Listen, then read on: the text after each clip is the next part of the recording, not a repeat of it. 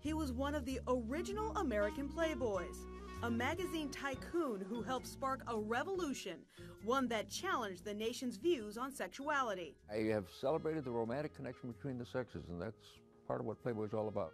Hugh M. Hefner, who liked to be called Hef, was born in Chicago in 1926 and raised in what he said was a strict household by conservative Protestant parents. I felt there was something more to life than the world I saw around me. In 1953, with just $8,000, the aspiring publisher produced the very first issue of Playboy magazine on the kitchen table of his Chicago apartment.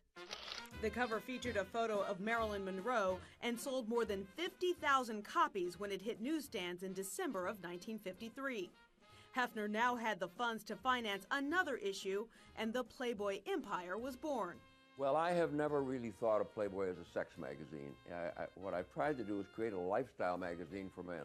Hefner divorced his wife Mildred Williams in 1959, and during the early days of the magazine's success, decided he would not only promote the fantasy he helped create, but he would live it as well. Audiences got a taste of Hefner's good life in an early 1960s television show called Playboy's Penthouse. Come on in and meet some of our guests. Having already established himself in Chicago, Hefner made the move out west.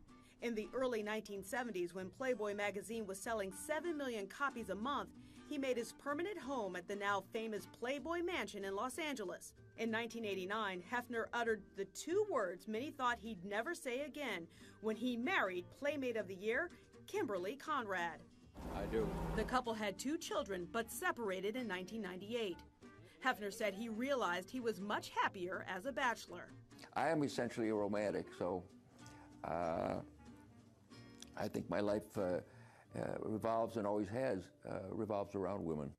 Hefner continued to live out the Playboy fantasy even in his later years, often seen in his trademark silk pajamas, surrounded by busty blonde lingerie-clad women while hosting extravagant parties with celebrity guests.